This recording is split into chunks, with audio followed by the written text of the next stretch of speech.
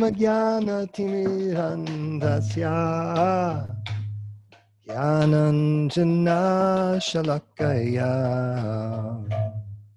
Chaksurunmilitam Yena Tasmai Sri Gurave Namaha Nama Om Vishnu Padaya Krishna Prestaya Bhutale Srimate Bhakti Vedanta Swami Niti Namine Namaste Saraswate Deve Gauravani Pacharine Nirvishesha Shunyavadi Paschatya Deshatarine Jai Shri Krishna Chaitanya Prabhu Nityananda Shri Advaita Gadadhar Shivasadi Gaura Bhakta Vrinda Shri Krishna Chaitanya Prabhu Nityananda Shri Advaita Gadadhar Shivasadi Gaura Bhakta Vrinda Hare Krishna Krishna Krishna Hare Hare Hare Rama Rama Rama Hare Hare Hare Krishna Krishna Krishna Hare Hare Hare Rama Rama Rama Hare Hare Hare Krishna Krishna Krishna Hare Hare Hare Rama Rama Rama Hare Hare Hare Krishna Krishna Krishna Hare Hare Hare Rama Rama Rama Hare Hare Hare Krishna Krishna Krishna Hare Hare Hare Rama Rama Rama Hare Hare Hare Krishna Krishna Krishna Hare Hare Hare Rama Rama Rama Hare Hare Hare Krishna Krishna Krishna Hare Hare Hare Rama Rama Rama Hare Hare Hare Krishna Krishna Krishna Hare Hare Hare Rama Rama Rama Hare Hare Hare Krishna Krishna Krishna Hare Hare Hare Rama Rama Rama Hare Hare Hare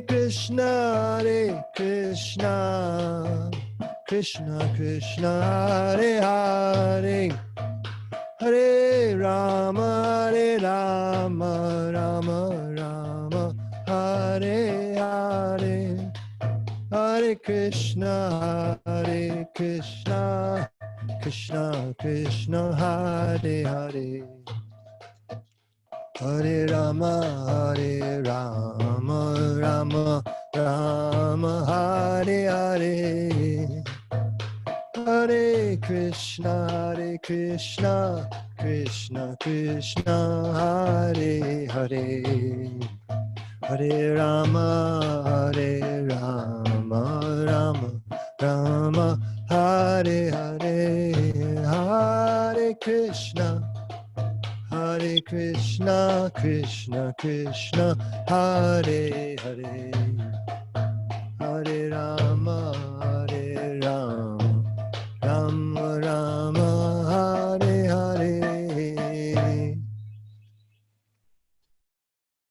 Jai Om Vishnupad Paramahansa Paripurajaka Stotra Sat Shri Srimad A.C. Bhakti Vedanta Swami Maharaj Prabhupada Ki Jai Ananta Koti Vaishnavin Ki Jai Namacharya Srila Haridas Thakur Ki Jai Naim Sikaho Shri Krishna Chaitanya Prabhu Nityananda Shri Advaita Gadadhar Shiva Shadi Gaur Bhaktivinoda Ki Jai Sri Sri Radha Krishna Gopinath Sham Kund Radha Kunigiri Govardhan Ki Jai Vrindavan Dham Ki Jai Navadip Dham Ki Jai Jagannath Puri Ki Jai Gangamai Ki Jai Jamanamai Ki Jai Tulsi Devi Ki Jai Bhakti Devi Ki Jai Samaveta Bhakta Vrinda Ki Jai.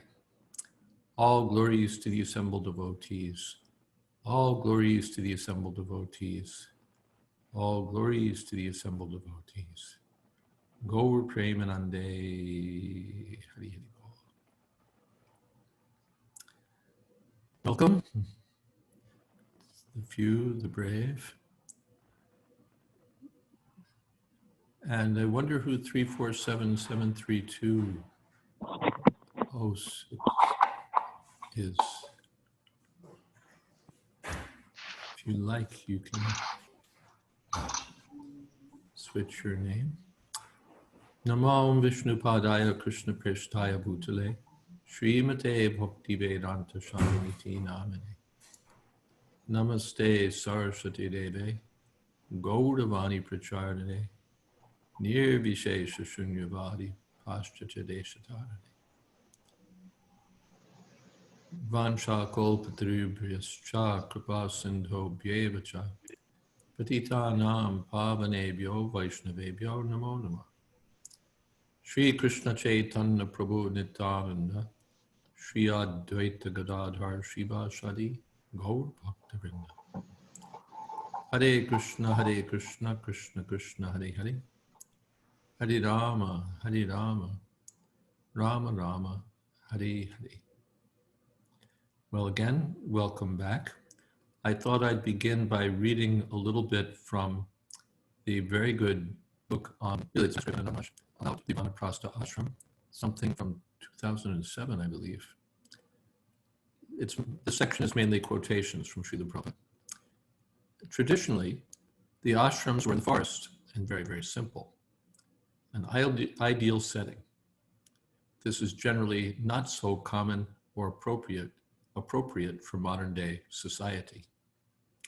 Then he supplies a quotation from Srimad Bhagavatam 4:23, 1 through 3. Purport. Maharaj Pitu was certain to go back to Godhead. Nonetheless, in order to set the example in all ways, he also underwent severe austerities in the Tapovan.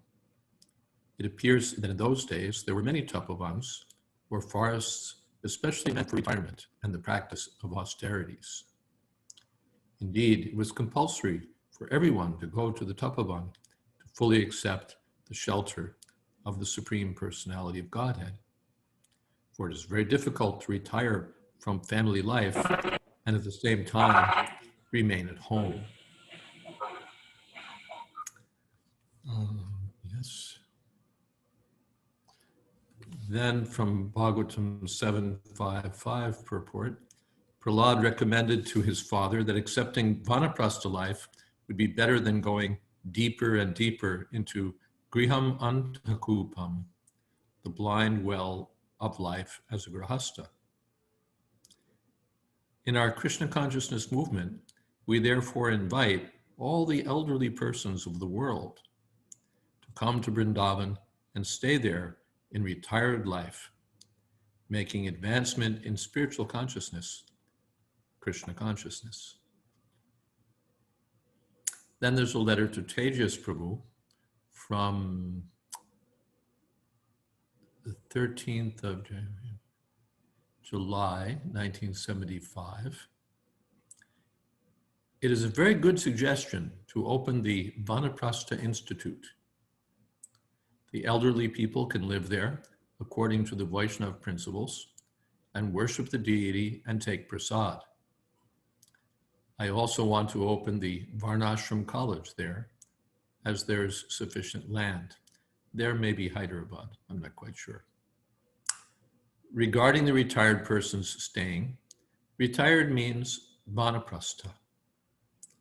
They cannot live with family. Husband and wife must sleep in different rooms. One room should be for 2 or 3 retired men, and they will live together. So there will be no accommodation together with the wife.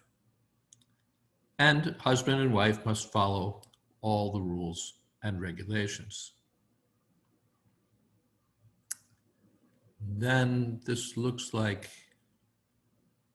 Srimad Bhagavatam 6.163. Okay, this is a lecture on Bhagavatam, August 30th, 1975 in Vrindavan on 6.163.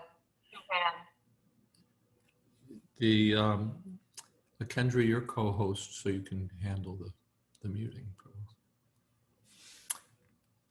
Prabhupada says, so we have opened this temple in Vrindavan to give facility to the elderly section of the human being to come and live with us.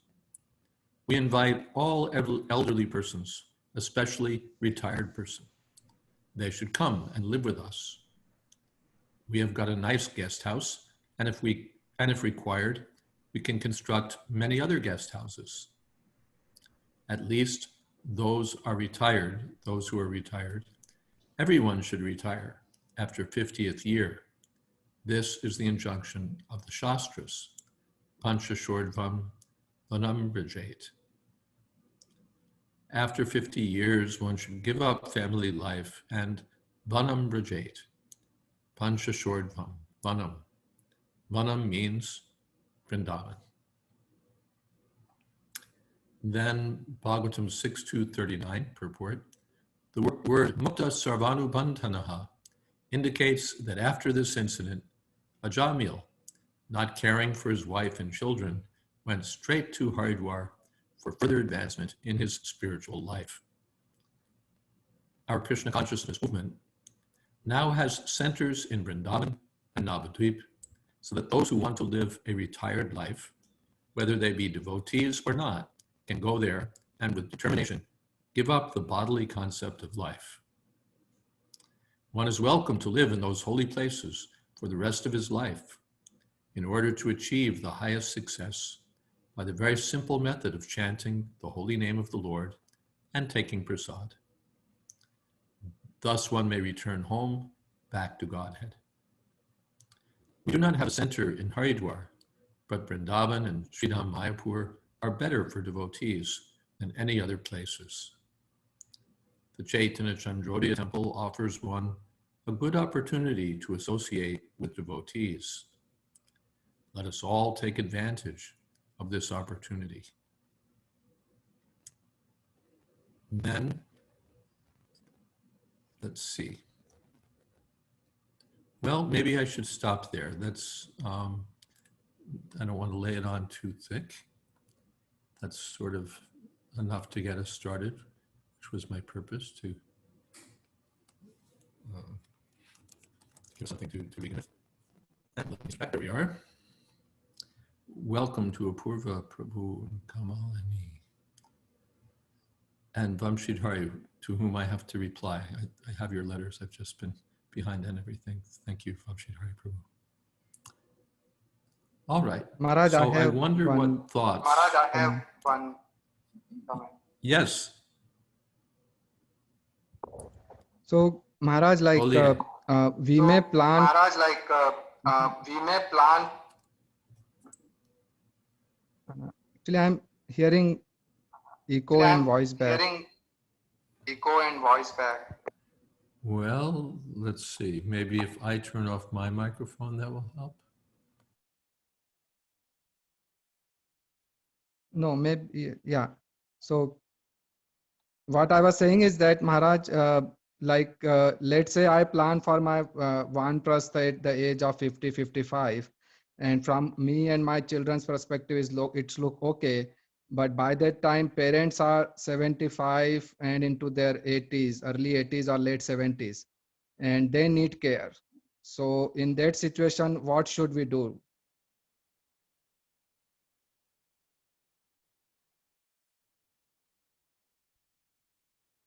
Maharaj, you need to unmute. Let's think about that a second.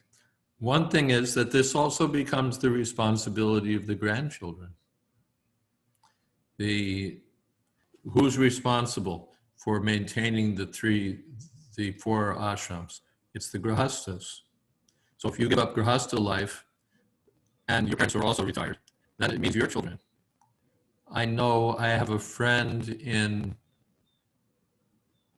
Juhu, actually, Yudhisthira Prabhu. When I first met him, he was taking care of his two children, his wife, his mother, widowed mother, and his grandmother. He was maintaining, that was the house that he was maintaining. This is family life. It means responsibility.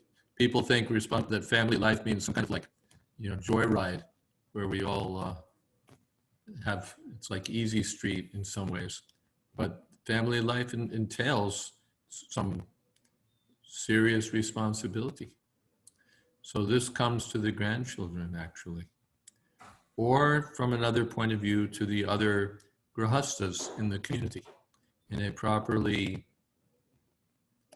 mature, let's say, or developed society, there's always consideration among the community for the elder members. For the elder members, for the widows, for the orphans, or for other members in distress. The community is there to take charge. They have to feel that as grastas, which they will be, we have to take care not only of our own immediate members, but of those in the community who are in need of support.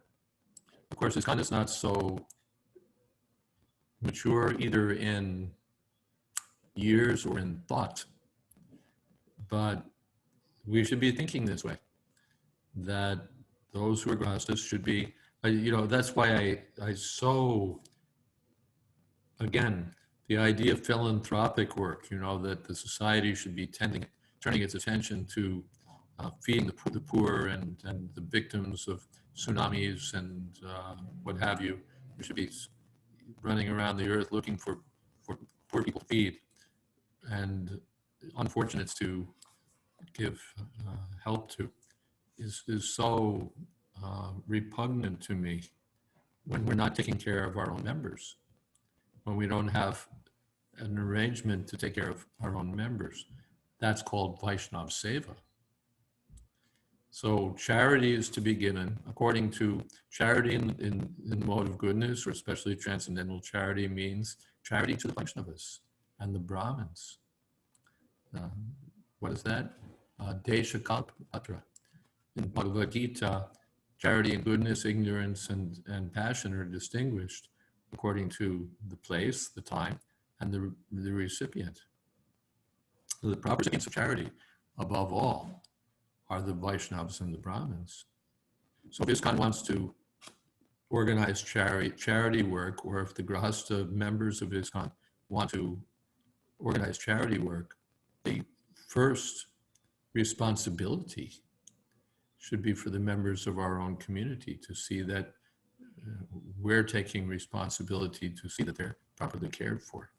So that would be my answer, that the community should be there and or the grandchildren should be there. Because from one point of view, if I think, no, I'm the son, I have to take care. But you're not going to be there forever either. So there needs to be a broader outlook and a broader sense of responsibility. This is also family life. Is that all right? Yes, Maharaj. Yes, Maharaj. Thank you. And Yes, Maharaj, Maharaj. I have one more Okay. question. Yes, Maharaj. Thank you. Thank you. And Maharaj, I have one more question. Yes. So, like Maharaj, like it is also very important to So, like Maharaj, like it is also very important to yeah, it is also very important to develop the like some kind of skills or some kind of taste in spiritual practices, so that once we enter into Vanaprastha, it should not be like that that we again get dragged back towards material life because we didn't develop any skills where we can contribute or we can service. So on that front, like what should you suggest? Because presently where I'm living, there is no temple, so there is very less opportunity for a temple service or a congregational service. So mostly I'm on my own. So in this scenario, like I don't have any musical talent or any such other talent. So what kind of skills or what kind of things which I can devote my time in during Grahastha ashram, so that it becomes handy when I enter into Vanaprastha and I can contribute something meaningful. I can contribute something meaningful. Simple things to know how to chant Hare Krishna, know how to play the kartals. If you learn Mridanga, that's very nice. Otherwise, that's all right. To know the philosophy and be able to speak something Krishna conscious. Cooking is a very valuable skill, so that you can invite others to take prasad, and also so that you can be self-reliant. That it's all right. Cook a little khichdi and I'm in business. What other skills? Then all the basic devotional activities, how to worship the deity, how to chant Hare Krishna, these things. You don't need to develop some sort of super extraordinary capabilities, but simple things. How to distribute books is a very valuable skill. And even if we're not, what should we say, trained, still we can make the attempt, go door to door with some books in hand, and Krishna is the guru. He'll give some guidance. Plus there's Vaisheshika Prabhu's website to give abundant guidance. So distributing books, all of these things, and being satisfied, that's a great skill. That let me be satisfied with what Krishna sends. Is that right? And then whatever other skills you have, you can use in Krishna's service. But these basically simple skills are Krishna consciousness movement. You don't have to be a great musician. You don't have to be the world's greatest cook. You don't have to be a great speaker. Just speak something Krishna conscious, cook something nice for Krishna, and to distribute, chant the holy name, play kartals. Simple, simple. Some will be more expert, some will be less expert, but these simple skills, they're the most important ones. Is that okay? Thank you. Thank you so much, Maharaj. Thank you. Thank you so much, Maharaj. Something else here?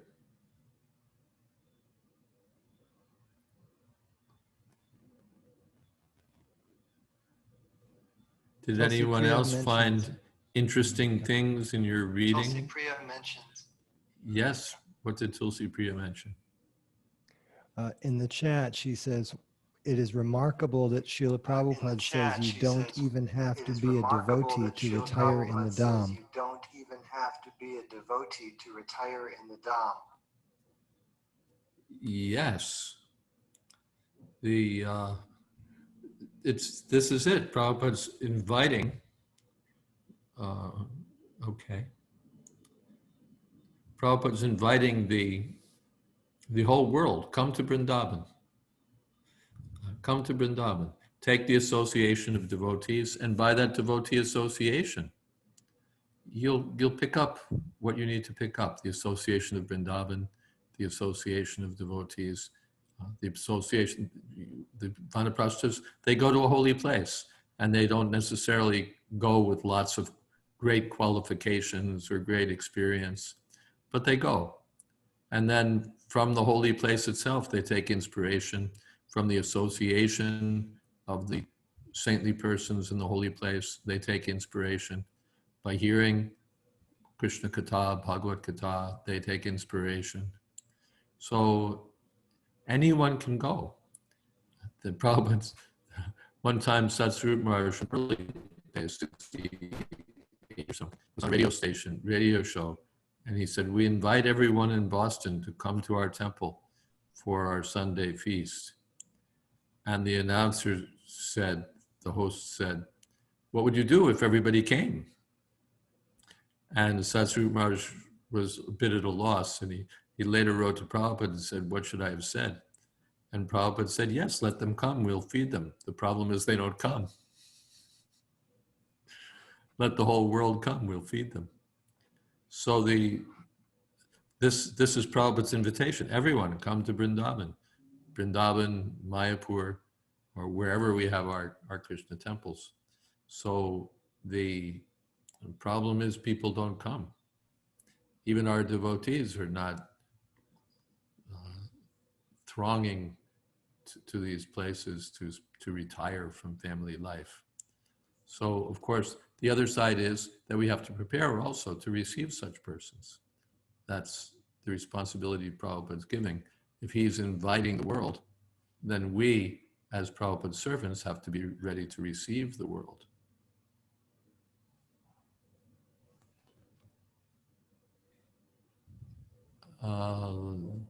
BGD to everyone.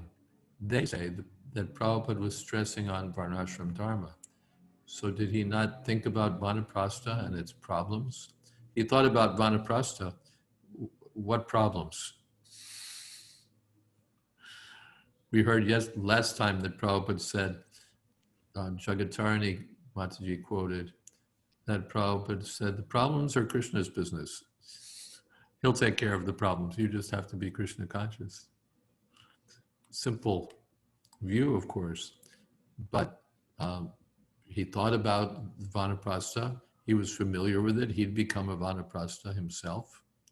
So I'm not quite sure, and he's giving directions here in many places about Vanaprastha life. So I'm not sure what you mean when you say, did he not think about Vanaprastha and its problems? Do you want to elaborate, Prabhu?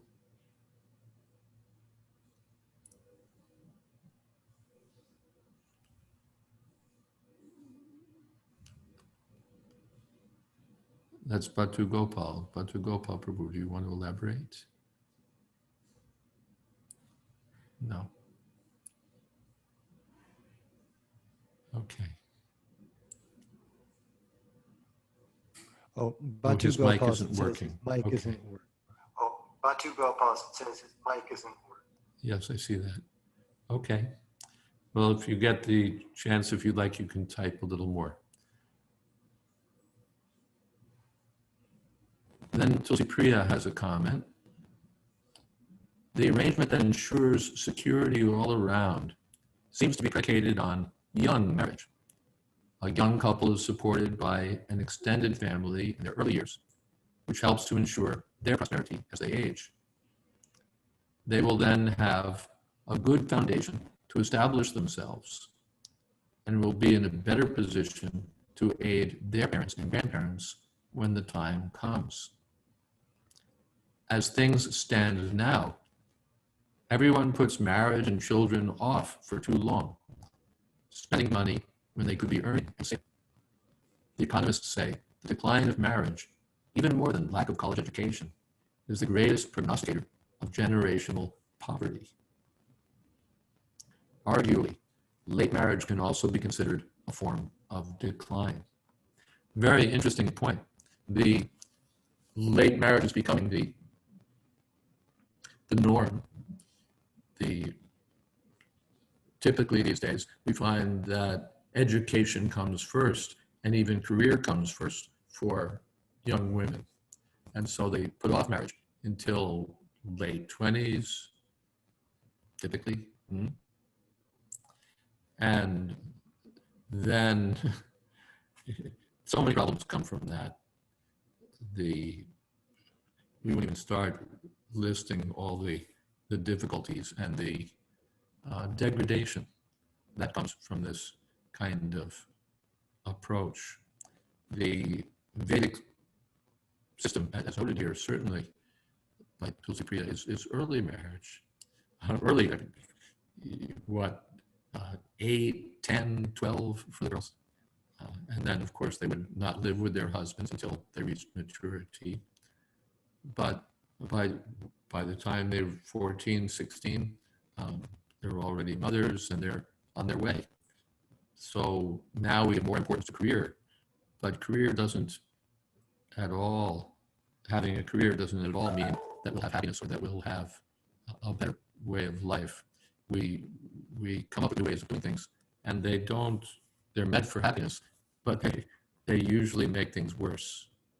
It's interesting to see that in the Indian community, especially, the stress is being put on education for young women. Send the young women to college and get them started in their career and so on. I suspect that as we see this play out in the long term, we'll see that it's not the road to happiness. My audio is still breaking up. Well, let's see, tell you what. Maybe I'll use my phone and see if that's working better. I have a guess about why the audio is breaking up. But let's see if my phone will do a better job here. Do I have to log in?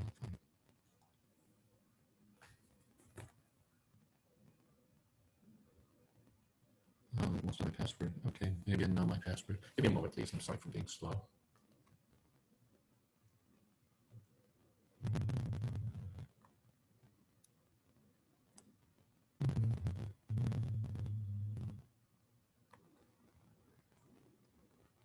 Everyone else can be thinking about what you might want to contribute and share, as they say, or question you might want to ask while I'm seeing about this other approach to the video. Krishna, Krishna.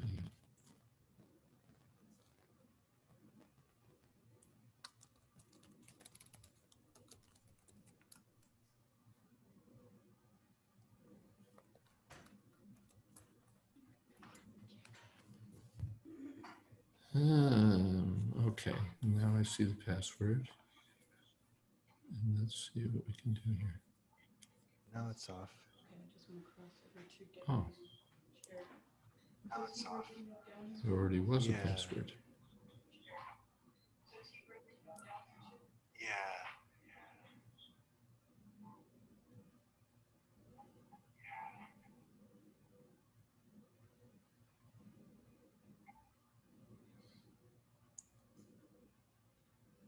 Oh gosh,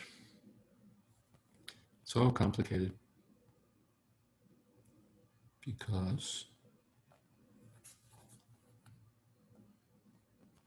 now my phone wants to freeze. Okay, could someone tell me the meeting ID for this meeting?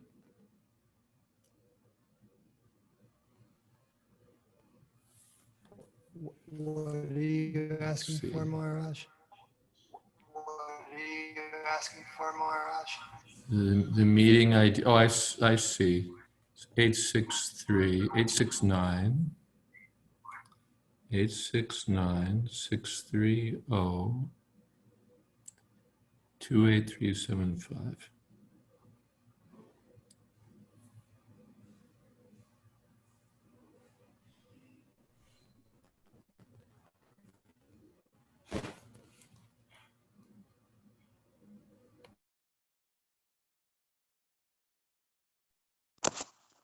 Is this audio better? So far, Is this audio better? So far, this audio better? Whoa. I have to turn this off. Yes, is this audio better? So far, so good. So far, so good. Okay. Much better. So much better. Okay. How about that? So it was worth all the trouble. Now I have no idea what we were talking about, of course, but someone like to remind me. Yeah. Where were we? Oh, you were replying to Tulsi Priya's comment about early marriage Yes, versus late marriage. Yeah. So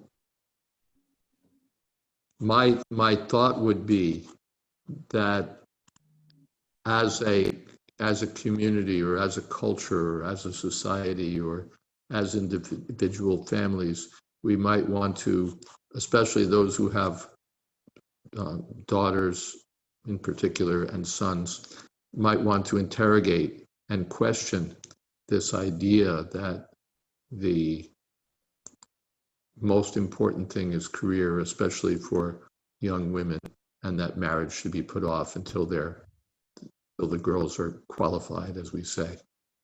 You really might want to re-examine that and give priority to marriage. And again, also for devotees, there's a tendency I've observed not to notice that daughters are growing up, not to notice, to not to think about getting them fixed up, as the term goes, until they're like 18, 19, 20, 21.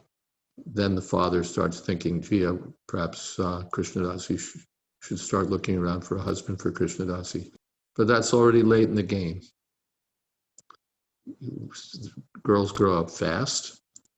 And if we're not thinking about this till they're already grown up, which means like 19, 20, 21, that's grown up, then it becomes harder.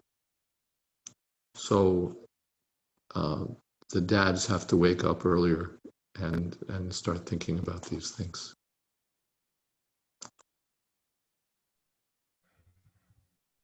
My 2 cents.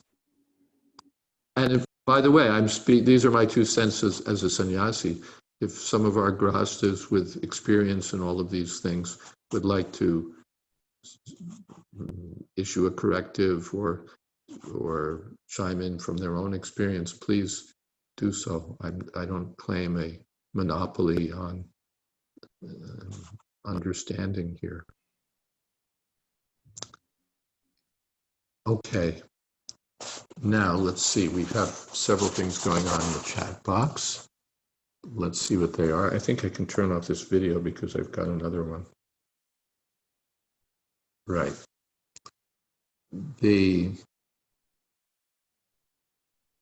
Let's see what we have here.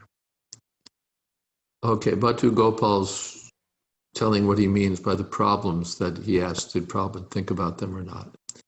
Problems like no security and not much support from the society itself, where so much money or resources have been spent on, as you say, feeding the poor, tsunami relief, etc., etc.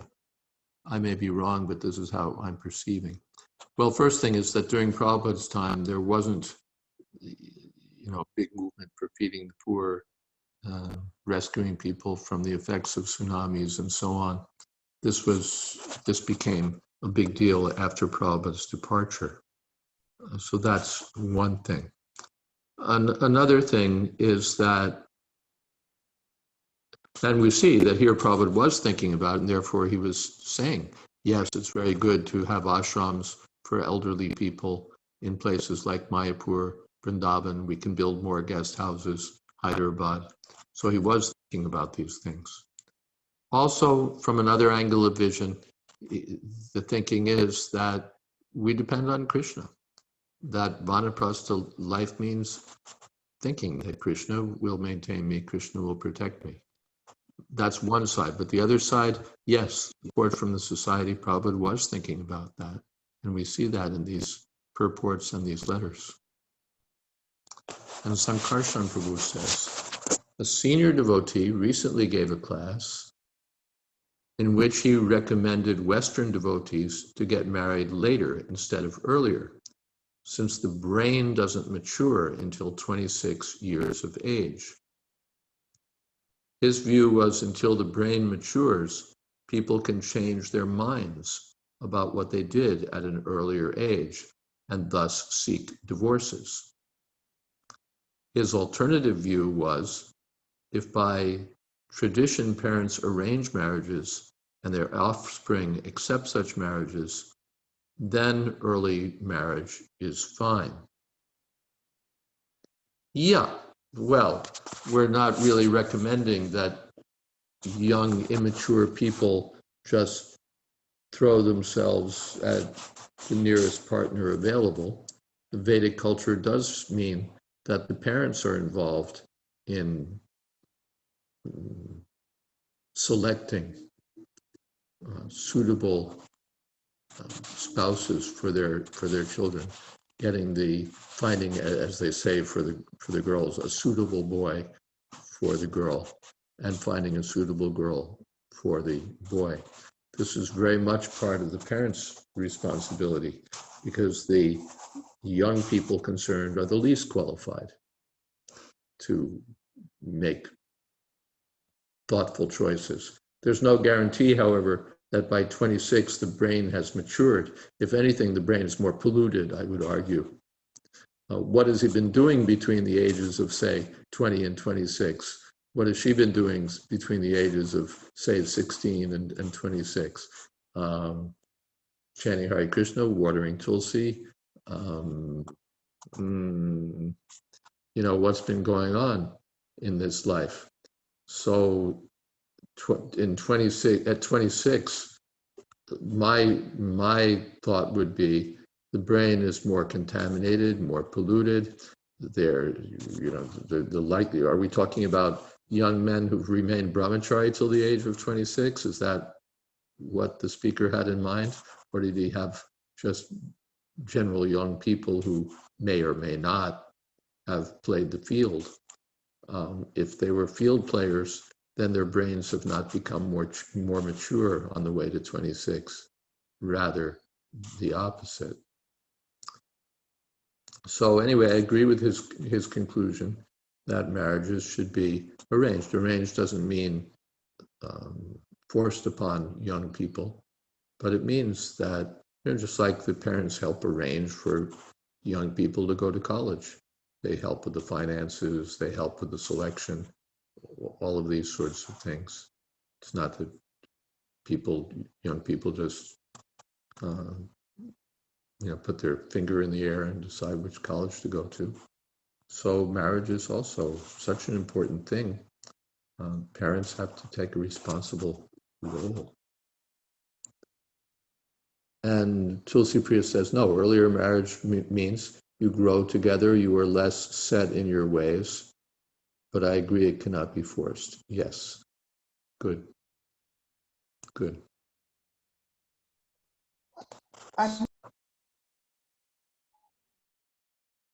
Yes. Maharaj, I'm going to send you a video link, or I'll post it on the Vanaprastha Ashram group on Facebook, but you're just reminding me of a story. I think it was maybe about not quite 30 years ago. This young man would go to weddings and he would be asked by people, when are you getting married? And he said, I'm going to get married on June, I'm just making up a number, June 28th, 1994. And the date was approaching and he didn't even have a girlfriend. And so what happened is he was discussing this with his friend, and they said, his friend was like a political activist, and they said, well, why don't we do it the way you elect a candidate for a public office? So they actually made a television ad, and hundreds of women replied to it, and then about 30 of them showed up on the day of the wedding at the Mall of the Americas and were interviewed by his friends and family. They picked one girl, she married him on the spot, and they lived together for about 20 something years until he died of cancer. And she said, this was the greatest, love affair of my life. She wasn't a young girl, she was a mature woman, but she just said, I couldn't bear dating, neither could he bear dating. And she just she followed the example of her grandparents, who said that they considered what kind of life they would have with the person, not just whether they were attracted or not. And it was to this day, it's the greatest love story I've ever heard of in my life. And I'm going to share the video, but I share it constantly because people have all kinds of fantasies. And this man, who's not a devotee, not particularly pious or anything, but he just had the proper understanding of marriage and created a fabulous life for himself with this woman that he met literally 3 hours before he married her. I don't know that we'd recommend that as the general model, but the point is taken. Thank you. Apurva and Kamalini, you've been very quiet this evening. Myself. Well, my husband and I met to get our marriage license. That's when we met each other. So yeah, it's recommended. But our daughter, you know, from the time she was like 15, so we started. We gave her personal charge, like every month. I gave her for her wedding, $25. And in those days, you didn't need as much. And then once a year, like $100 for the wedding that was put aside. And so, you know, we were actively looking from the time she was 16. And like was mentioned, it can't be forced, because I recommended several young men and she would reject them until, you know, Mud and Gopal, she agreed to marry him. So she was 17 when she got engaged, and then got married 6 months later when she was 18. So yeah, when they have that idea, you know, that we are looking, and you know, it's like together where all my husband and I and her, we're considering different men, you know, for her to marry, or boys, as we would call. Oh, I'm not on my camera. How do I, sorry about that. Oh, start video. I'm having trouble.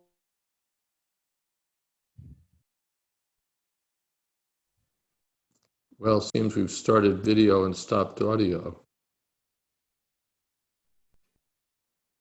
Yeah.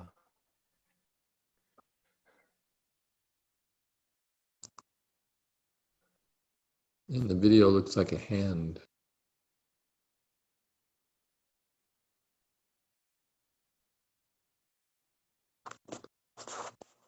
All right. I've stopped their video from this side. Maybe their audio will improve in a moment. Let's try that.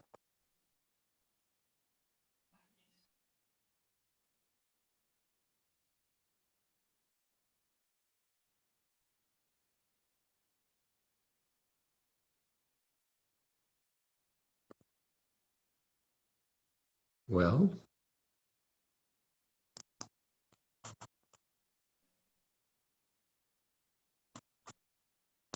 I trust that Kamalini will figure out her connection. And then as soon as you've got it figured out, welcome back. All right. Yeah. Hopefully they'll sign back in. Are they signed out Yeah, now? they signed out. I think they're going to sign back in. Ah, okay.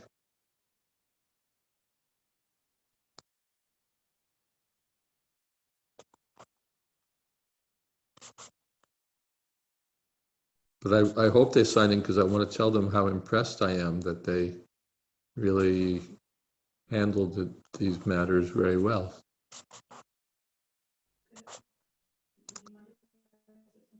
I hope you will. Okay, we still have a little time, and if others would like to share something, contribute something. Maharaj? Yes. I just wanted to say that I was doing a little bit of video when Samvit's daughter was engaged. I did some shooting of her story, and I was speaking to a lot of older women and telling them that I was doing this, and they're saying, "Oh, she's getting married too young. She doesn't know she doesn't know who she is." And I brought up this objection to the girl And she said, I will find out who I am in the course of my marriage. Mm. And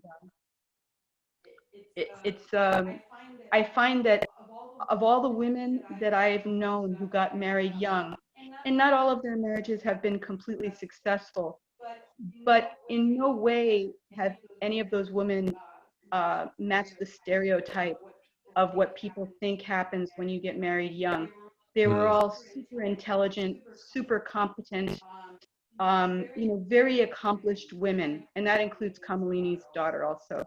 I don't know her very well, but the others I've known, and you can just tell, and it seems that that's a kind of support that you get in life, especially if it's a good marriage, that you don't get if you're sort of knocking around on your own and you're a little, I don't know, just trying to figure yourself out. I think we're more defined by other people in our relationships than we care to admit. And I don't think getting married young in any way makes a young woman inferior to girls that wait until they're finished with their college education and all of that before they get married. When I joined, I had a god brother and god sister, Madhusudan and Kanchanbala. Kanchanbala was a high school student. Madhusudan was living in the ashram. And the idea was there for them to get married. Srila Prabhupada approved. But the girl's mother strongly objected. She said that she's too young and she should get to know different boys, and then she'll be in a better position to decide whom to marry. And Prabhupada's response, not speaking for her, but Prabhupada's take on it was, just see, the mother wants the daughter to become a prostitute and become familiar with different men, and then decide who she wants to marry, which is, very frankly, that's the modern setup, even to the point where, it's like standard. It wasn't standard when I was growing up, but it's standard now that first you live together and then you decide whether you think you'd like to get married. It used to be that first there was a sense that, you were looking toward marriage, then you might get married and then you would live together. Now it's like first live together and then think about marriage. So what is that? From the Vedic point of view, it just means that the girl's being kept as a mistress. So what kind of career track is that for family life? So yes, this is, I can think of another instance, a little different. Again, my friend Yudhisthira, who I mentioned earlier, who his wife told me that when she got married, her family brought her to her husband's home and said, now we're bringing you to this home and you're not to leave until they bring you out on a stretcher, which means when you're dead. And they're, happily married. Yes, welcome back, Kamalini. I think you're muted, but you're back. So let's unmute you and hear from you. I'm having trouble on my computer. I can't hear anything, and so I'm on my phone, and then it died. Oh, anyway, I didn't have. No, you're fine. Okay, I can't. But anyway, so that's what happened, and my daughter's been married 22 years now. So like was mentioned by Tulsi Priya, as far as like the mind changing when you're like 26, yeah, it's kind of inevitable. And but when you start young like that, you can grow into it together, because it's never as you expect. Like the person that you marry when you're 18, they inevitably change. Like the woman is thinking, when I marry him, he's going to change. He's going to give up any of his bad habits or idiosyncrasies that are kind of annoying, but he doesn't. And the man's thinking, she's never going to change. She's always going to be beautiful and sweet and all of that. So no matter what, it's always, there's always going to be challenges, you know, as the years go on. And no matter who, generally there's some kind of challenges because of that inevitable change.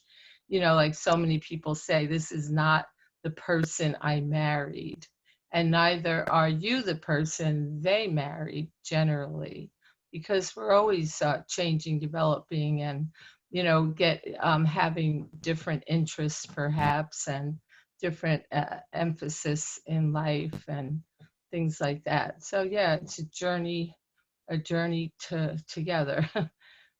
And now, yeah, Vanaprastha is the journey's ongoing in a different way. I'm impressed with the history of your daughter, Kamalini and Apurva. Well done. Thank you. Yeah, like when they know, like, you know, because as young children, they're looking forward to that, and being mothers, you know, it's something they really would imagine, and they would play, you know, play as if they're mothers. Most girls do that. They have baby dolls, and they're playing as mother, and especially if they have young siblings. Not like, well, in India, often they have to take care of the young siblings when they themselves are only like 7 or 8 years old. But here it's more of a just it's kind of play. My daughter and son are nearly 9 years apart, so that was for her like a real live baby doll, you know, when she was almost 9 years old. So there's that nurturing and expectation of being a wife and a mother, and looking forward to it. Thank you so But much. all right, thank you.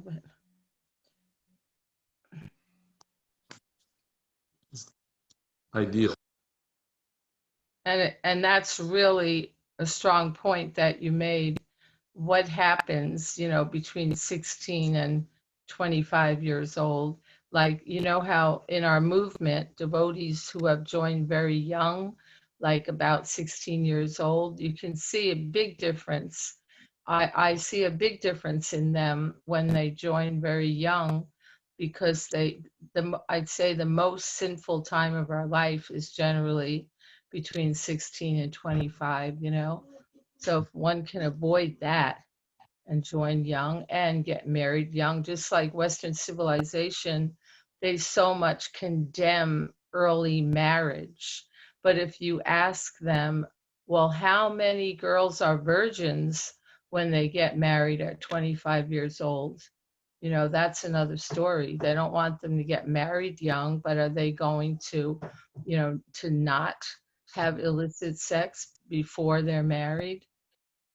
So anyway. Yeah, marriage is terrible at such an age, but sleeping around, well, that's just, you know, To that's be fine. expected. That's like, that's normal. Yeah, that's what young people do. So such is our society. We have a comment from Sankarshan. Just in addition to the class I mentioned, the devotee made the point that young devotees should commit. I see, in the senior devotee was giving a class, he made the point that young devotees should commit to 5 or so years of brahmacharini life before embarking on any attempt to find a marriage partner. That is for the young Western devotees who have taken up Krishna consciousness. Well, especially for the boys,